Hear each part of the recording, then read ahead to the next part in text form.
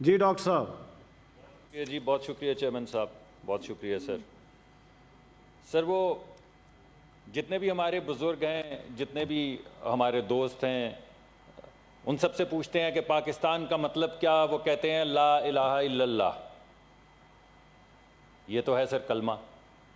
इस कलमे में तहफ़्फ़ुज़ है तमाम कलमा गो का भी, और इस कलमे में तहफ़्फ़ुज़ है सर तमाम माइनॉरिटीज़ का भी। तो पाकिस्तान के लिए क्या हुक्म है सर, वो तो मुकर्रर हो गया ला इलाहा इल्लल्लाह। अब सवाल ये है कि ये जिन माइनॉरिटीज़ को प्रोटेक्ट करना है और जिन कलमा गो लोगों को प्रोटेक्ट करना है, उनके लिए क्या हुक्म है सर?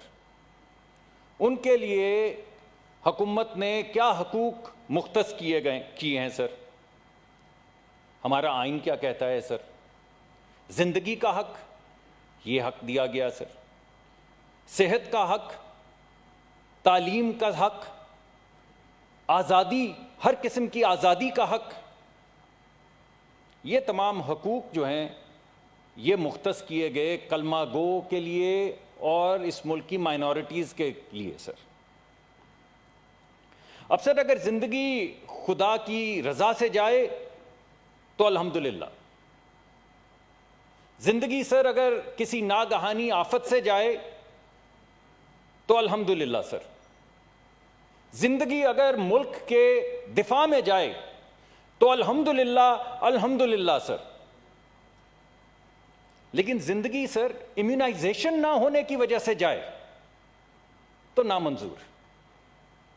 ज़िंदगी सर अगर 2 कतरे पोलियो के ना पिलाने से जाए तो सर नामंजूर। जिंदगी सर अगर गंदे पानी और सैनिटेशन के अंदर पोलियो फ्लोट करने, वायरस फ्लोट करने से जाए सर, तो फिर सर नामंजूर। तो सर बात यह है कि यह हमारी हुकूमत को मंजूर क्या है? जब सर पिछली हुकूमत आई तो 2014 में सर 306 केस थे। 306 केस थे सर 2014 में। जब पिछली हुकूमत गई सर तो 8 केस और 12 केस थे सर। 8 केस थे सर 2017-18 में और 12 केस थे सर 2018-19 में, जिसमें आधा साल हम जा चुके थे। यह थी सर उस वक्त की जिंदगी की कीमत। अब सवाल यह है कि इस वक्त जिंदगी की कीमत क्या है और हुकूमत क्या भाव लगा रही है इस वक्त जिंदगी का सर? क्या इस हुकूमत की पॉलिसीज के अंदर, प्रायोरिटीज के अंदर सर जिंदगी की कोई कीमत है? सेहत की कोई कीमत है? नहीं सर। आजादी की कोई कीमत है? रोज तबसरा करते हैं, रोज तबसरा करते हैं, नहीं सर। इंसानियत की कोई कीमत है? नहीं सर। आज तो ये सवाल उठा रहे हैं कि हमारे बच्चों की माजूरी की, हमारे बच्चों की जिंदगी की कोई कीमत है? तो जवाब वही मिल रहा है सर, नहीं सर। कहते हैं सर कि पोलियो इस वजह से फैल रहा है सर कि हमने इम्यूनाइजेशन नहीं की। इम्यूनाइजेशन इंग्लिस्तान ने करनी थी सर। बरतानिया की हुकूमत ने इम्यूनाइजेशन करनी थी, फिनलैंड की हुकूमत ने इम्यूनाइजेशन करनी थी, बांग्लादेश की हुकूमत ने इधर आके इम्यूनाइजेशन करनी थी। किसने इम्यूनाइजेशन करनी थी? आज आपने हमें क्या यह इत्तला दी है कि पोलियो को सिर्फ मत रो बेटा, अभी देख इम्यूनाइजेशन के जरिए जो मौत मुकर्रर की जाएगी बच्चों पे वो कितनी देर में आती है। यानी आज आपने हमें यह बताया है कि सिर्फ हमने कतरे ही नहीं पिलाए, तुम्हें तो अभी कहानी मालूम नहीं। असल कहानी तो यह कि हमने तो अपने छोटे नन्हे मुन्ने बच्चों को इम्यूनाइज भी नहीं किया। हम आगे ही सर दुनिया के बुलंद तरीन इन्फेंट मोर्टेलिटी के मुल्क हैं, बुलंद तरीन चाइल्ड मोर्टेलिटी के मुल्क हैं। उस मुल्क में जहां पे दुनिया की 95%, 95th परसेंटाइल के ऊपर इन्फेंट और चाइल्ड मोर्टेलिटी हो रही हो, वहां पे आज क्या सर हमने ये स्टेटमेंट सुनी है कि हमने पिछले 6-8 महीनों में अपने बच्चों को इम्यूनाइज नहीं किया?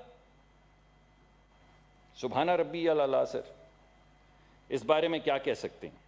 जी सेनेटर साहब। कहते हैं सर कि ये बिल जो है इम्यूनाइजेशन का, ना जाने ये इसका इतलाक भी हो सकता है या नहीं सर।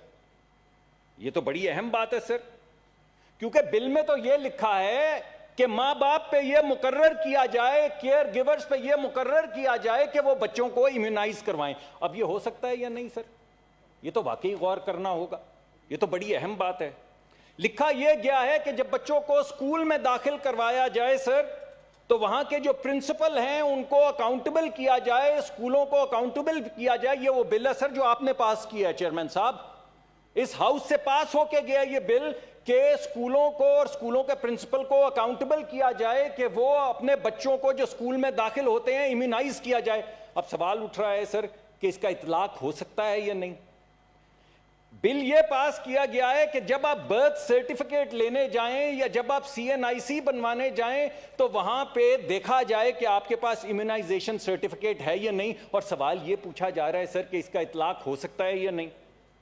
उस बिल में यह लिखा गया है सर कि तमाम जो आपके ये हैं डिस्ट्रिक्ट अस्पताल और तहसील के अस्पताल, वहां पे वैक्सीन फराहम की जाए। सवाल ये पूछा जा रहा है सर कि डिस्ट्रिक्ट के अंदर क्या हो सकता है इसका इतलाक कि वैक्सीन वहां पे पहुंच पाए। बिल में यह लिखा गया है कि अगर कोई गलत बयानी करे, अगर कोई फेक इंफॉर्मेशन दे पोलियो से मुतल्लिक, तो उस पर मुकदमात चलाए जाएं, उसको एक क्राइम तस्वुर किया जाए, इंसानियत के खिलाफ, हमारे बच्चों के खिलाफ। पूछा यह जा रहा है कि इसका इतलाक हो सकता है या नहीं। सर मुझे यह बताइए किस चीज का इतलाक हो सकता है। नैब का इतलाक हो सकता है, लोगों को जेलों में डालने का इतलाक हो सकता है, ऐसे ऐसे कवानीन के जिनका ना सर हो ना पैर हो उनका इतलाक हो सकता है। लेकिन सर इसका इतलाक कैसे हो सकता है कि हम अपने बच्चों को 2 कतरे पोलियो को पिलाएं या इम्यूनाइजेशन कर सकें। यह बड़ी अहम बात है सर। मुझे भी अब लगता है कि जब तक यह हुकूमत है तब तक तो इतलाक नहीं हो सकता।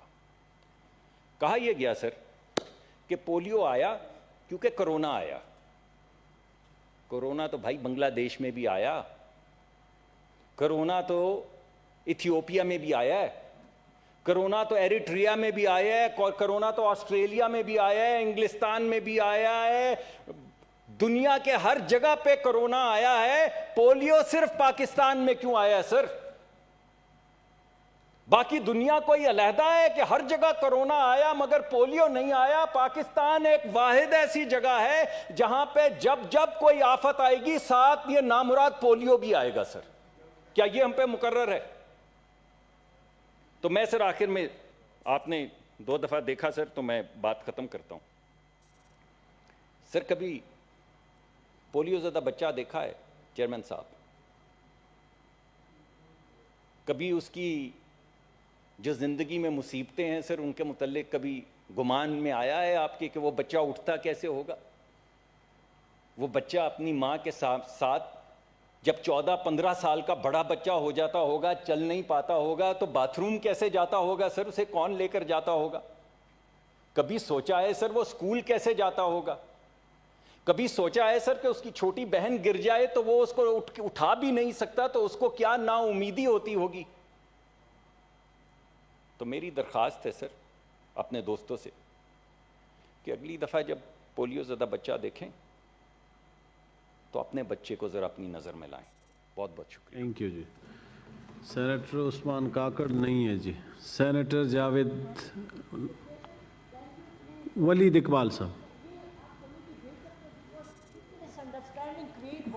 जी जी ठीक है जी, भेजते हैं जी। जी वलीद इकबाल साहब जी। बिस्मिल्लाहिर्रहमानिर्रहीम। बहुत शुक्रिया चेयरमैन साहब। वलीद साहब जल्दी भी है। बिल्कुल थैंक यू जी। पूरे इख्तिसार से 1 मिनट से 1.5 मिनट के अंदर जी, मुझे मेरे फाजिल दोस्त जनाब सेनेटर डॉक्टर मुसद्दिक मलिक ने कहा कि जी सेहत के हवाले से इस गवर्नमेंट की कोई तरजीहात भी हैं या नहीं हैं। उसकी जीती जागती दलील जो है वो आपके सामने है कि कोविड-19 में किस तरह अल्लाह ताला ने हमें सुरखरू किया है इस गवर्नमेंट को, जिसका वॉल स्ट्रीट जर्नल भी एतराफ़ कर रहा है, जिसके एतराफ़ बिल गेट्स कर रहे हैं, और माशाल्लाह जो अपोजिशन के लीडरान बशमूल ख्वाजा आसिफ साहब के बशमूल में सेहत की बात हो रही थी ना, कोरोना की इन्होंने भी बात की। मैं पोलियो भी बात करता हूँ, मौलाना साहब आप तहम्मुल करें। वतवासौ बिल हक़ वतवासौ बिस सब्र। जी जनाब चेयरमैन साहब,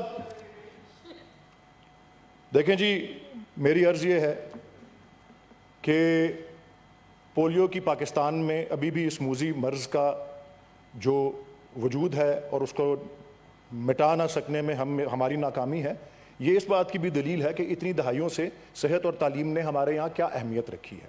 इस और भी बहुत सी इसकी वजूहात हैं, लेकिन एक दलील उसकी ये भी है।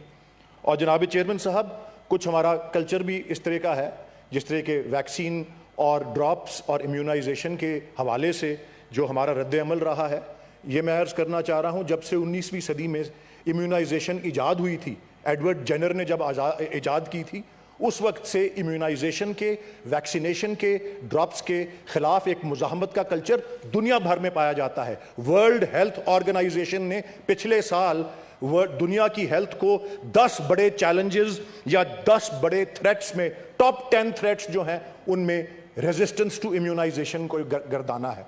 सो यस, चैलेंजेस यहाँ मौजूद हैं, लेकिन जिस तरह मैंने अर्ज़ किया कि मौजूदा हुकूमत ने सुरखरू होकर दिखाया है, अल्लाह ताला ने सुरखरू किया है। कोविड-19 जैसे मूजी मर्ज हमसाया मुल्कों की कारकर्दगी देख लें, यूरोप के तरक्की याफ्ता, अमेरिका, कनाडा की कारकर्दगी देख लें और पाकिस्तान की कारकर्दगी देख लें। मैं यही अर्ज़ करना चाह रहा हूँ। और एक और बहुत बड़ा चैलेंज जो है, ये लहरा के पार्लिमानी लीडर कौमी असम्बली में पीपल्स पार्टी के चेयरमैन और साबिक वज़ीर दिफा इंपीरियल कॉलेज की रिपोर्ट लहराते थे कि जी मिलियंस अगस्त तक जो है वो शिकार हो जाएंगे कोविड-19 के।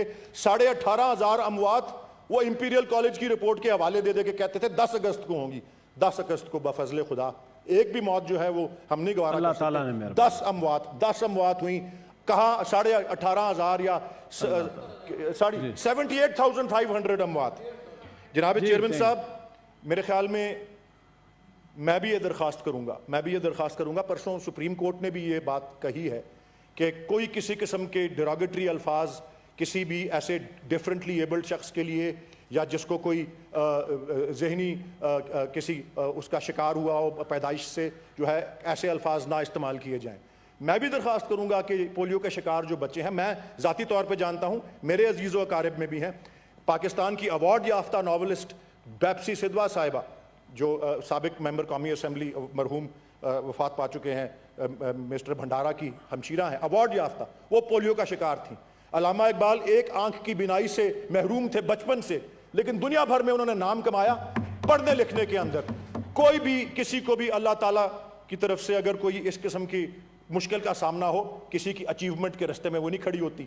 इसलिए इतनी ज़्यादा ना उछालें लोगों की उस प्लाइट को जिस तरह से आप इधर ड्रामाई अंदाज में कर रहे हैं। यहाँ बैठे होंगे तो ठीक है, मैं तो खुद तस्लीम करता हूँ कि हमें उनका ख्याल रखना चाहिए और हमें पाकिस्तान को आज़ाद कराना चाहिए, लेकिन इस तरीके से जिस तरह से उनके जो कंडीशन है उसको उछाल रहे हैं, मैं समझता हूँ अगर बैठे होंगे तो उनको तकलीफ पहुँचेगी। इसलिए इस बात को भी जो है मलूज़ खातिर रखना चाहिए। जनाब चेयरमैन साहब, एसोसिएटेड प्रेस और NORC में अमेरिका में एक सर्वे की है, 1 out of every 5 अमेरिकन जो है वो कह रहा है कि जी मैं कोरोना वायरस की जो है वैक्सीन नहीं लूँगा। तो इस तरह के चैलेंजेस जो हैं इनका सामना होता है। जो यहाँ पे बार बार ललकार रहे हैं हमको कि जी कोविड-19 ने इम्यूनाइजेशन को रोक दिया है पोलियो वाली, हम नहीं कह रहे भाई। 9 अगस्त का डॉन संडे का खोल के देख ले, 2 पूरे सफ़ों पे हनिया जावेद ने मजमून लिखा हुआ है, वो सारी तफसीलात वहाँ मौजूद है। वो मेरा अखबार नहीं है, मेरी पार्टी का अखबार नहीं है, मेरी हुकूमत का अखबार नहीं है, उसको पढ़ के देख लें। और लास्ट बट नॉट लीस्ट, मैं उसी मजमून के हवाले से मैं खराज तहसीन पेश करना चाहता हूँ पोलियो वर्कर्स को, जिन्होंने जान हथेली पर रखकर इम्यूनाइजेशन प्रोग्राम में पूरे मुल्क भर में हिस्सा लिया है। यही वो वर्कर्स हैं, हमारे पोलियो वर्कर्स और हमारी लेडी हेल्थ वर्कर्स। जनाब, रशिया ने वैक्सीन की रेस जीत ली है, चाइना वैक्सीन की रेस में आगे है। चंद महीनों में वैक्सीन जब कोविड-19 की भी आएगी, पूरे मुल्क में किस तरह एडमिनिस्टर करेंगे। यही हमारे these sons and daughters of the nation जो पोलियो वर्कर्स हैं और लेडी हेल्थ वर्कर्स हैं, वो इसको एडमिनिस्टर करेंगे। मैं एडवांस में उनको खराज तहसीन पेश करता हूं और पाकिस्तान। अली मोहम्मद खान साहब, minister of state for parliamentary affairs. Covid की बात नहीं हो रही थी जी, शुक्रिया जनाब पोलियो पे आपने कहा, मैंने पहले सबसे पूछा था। अल्लाहुम्मा सल्ली व सल्लिम मुबारक। मिनिस्टर साहब, मुशाहिदुल्लाह खान साहब कह रहे हैं कि मैं इसी पोलियो पे एक बात करके फिर आप जवाब दे दीजिए। जी बिस्मिल्लाहिर्रहमानिर्रहीम। सो हो गया जी, बस थैंक यू जी। इस तरह फिर सारे खड़े हो जाएंगे जी जी। चलें जी, छोड़ें। थैंक यू जी, तशरीफ रखें, तशरीफ रखें जी।